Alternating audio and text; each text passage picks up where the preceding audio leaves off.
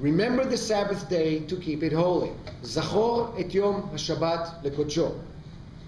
In Deuteronomy, that recants or gives us another version of what had happened in Sinai, it says, safeguard, Shamor et Yom HaShabbat, to keep it holy.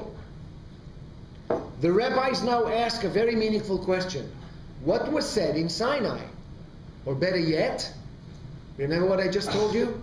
The question is not what was said in Sinai, but rather what was heard in Sinai. And then they go to the book of Psalms and quote, this is a beautiful midrash in the making. One word God has spoken, two words have I heard. In Psalms it says, Achat diber Elohim, Shtayim zu shamati. So, there is a difference between the divine word and the human ear. And what do they say now? This is from the Siddur. We recite this on Friday night services. Zachor v'shamor bedibur echad Ishmi'anu elam yuchad Adonai echad u'shmo echad Leshem ultiferet ulitila lechadodi. Remember? Okay? Zachor v'shamor bedibur echad, which Rabbi Shlomo El-Kabetz put in his Lechadodi, he took it from the Siddur that was put there by the earlier sages. The Siddur took it from those earlier sages who now argued what was heard in Mount Sinai and how can we negotiate the two words that seem to discuss the same thing. There is a problem. Did God say Zachor or did God say Shamor? How do they solve it? Don't ask what God said. Ask what people heard. And what people heard? A fantastic thing. Half the community around Mount Sinai heard Zachor et Yom HaShabbat. The other half heard Shamor et Yom HaShabbat. And now, and that goes to what you said, in order to get the fuller picture of Jewish life, one must expand beyond their selfish individual understanding of Jewish life. In other words, in order for me to fulfill that commitment or commandment, I must ask you, what did you hear on the other side of the mountain? Let me explain again. The idea of individual sanctity, by extension, has to brush itself against the idea of communal sanctity. And with that individual subjectivity and sanctity also come an inherent limitation. You're a unique individual. You are not a holistic creature. You need other Jews in order to come closer to the Jewish holistic mind frame. I have to consult you about the way you understand Judaism, because by coming into dialogue with you, and in a minute I'll explain what dialogue means here, by coming into dialogue with you and with you, it informs my lens about my Jewish life. I'm not doing you a favor. I want you to understand here. A dialogue is not the political correctness or the politically correct embrace of another in the name of politeness, of giving you the space to speak your mind and say, yeah, thank you for talking, let's continue. No. It means becoming involved in the life of another under the assumption that that life, that lens, that view may or might change the way you perceive your Jewish self. A dialogue in that lens, my friend, is taking a risk. Being pushed beyond your zone of Jewish comfort. That's a dialogue. That's communal sanctity. Understanding now that being a Jew means to extend or expand beyond the boundaries of your Jewish self.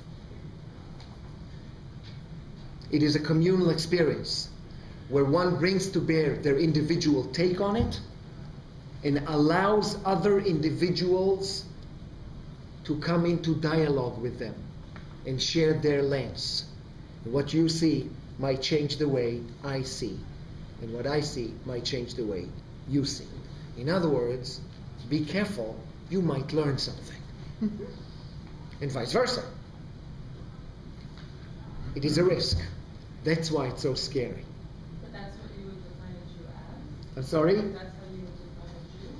That's how I would define an individual sanctity put in the correct Jewish context.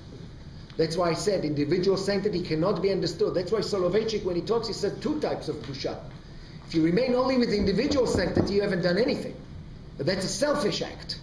But if you come and say individual sanctity within the communal sanctity, that's a selfless act. Because then you sanctify each individual and you allow them a platform to share with you their inherent view. Yes, Chavruta is this. That's precisely what Chavruta aims to be. Aims to be. That's precisely what the dialogue aims to be. It's not a monologue of deaf people. One says what they believe, another one says what they believe. And sometimes, guys, what we call a dialogue in the Western world is many times, let's be honest here, is a monologue or two monologues. At best, they're very polite to one another. They listen. That's not what I call a dialogue here. A dialogue here is the risk-taking that you might change your mind in result of listening to another person. Now that's scary. Talking about climbing Sinai. Talking about being transformed by another person. That's scary. It's also exciting. Absolutely. If you're able to really move beyond your individual sanctity and the ego that comes with it. But why is this so unique to Judaism? Isn't this, I know this sounds that this is surely how one should be, with all mankind. I don't really understand why this is identified as particularly Jewish life. First of all, I never said that it's only Jewish. What I'm showing you is how Jewish voices deal with that concept. I would definitely encourage you to go and investigate how other religious systems and theologies deal with it. I would believe, based on my very limited knowledge of other theologies, that there are certain theologies that do much more work on this issue because their theological structure is also more pluralistic. I think what is fascinating, for example, Eastern systems, Eastern theologies deal much more on individual sanctity because it corresponds very well with their theological pantheon. Different people also correspond with different deities. They deal with them. They work with them. So this idea of pluralistic structure is not even foreign to the theological notion. What I find fascinating about Judaism here is that you're talking about a monotheistic system that would assume, that's why I started saying, if it's monotheistic, there's one way and one God and one mind, you should assume that there will be an orthodoxy and an orthopraxy, that there's one God says one thing, you should do one thing. End of story.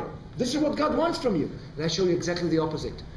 The one God not only does not negate the many voices, but rather advocate in their favor. And that's the point I want to take you. Do not confuse the unity of God in Jewish life with the multiplicity of God's expressions in this world. But then what's so ironic is when you see the practical manifestations, whether from Orthodox or Reform or Conservative, is that everyone is pinkered into their own.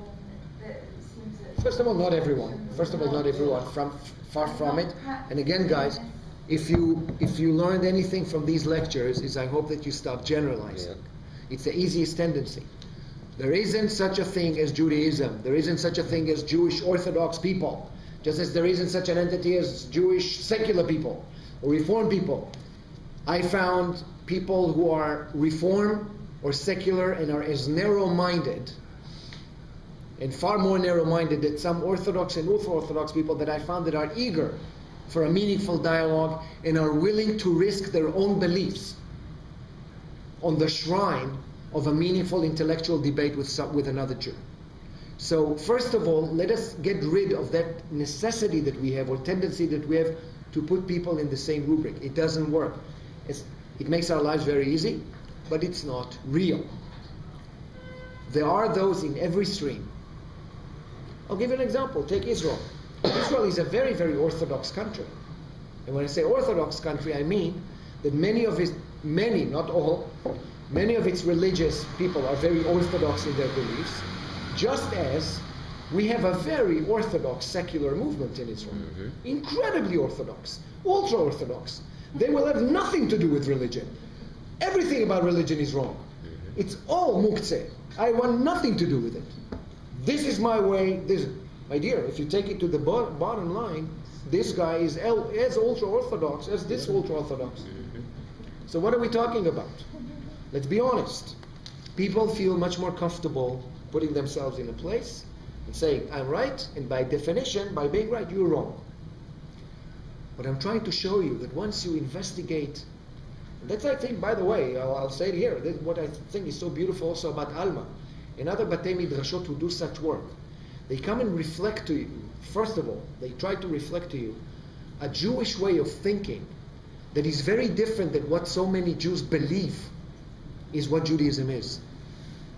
That's why I say one of our major problems in the modern world, just as it used to be for hundreds of years, is not that people disagree. It's that people are literally ignorant. And they are built on preconceived assumptions that sometimes have very little, if at all, to do with the truth.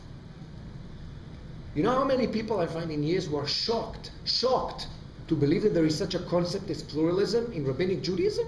Say it runs counter to anything I ever believed is true. I say, well, welcome.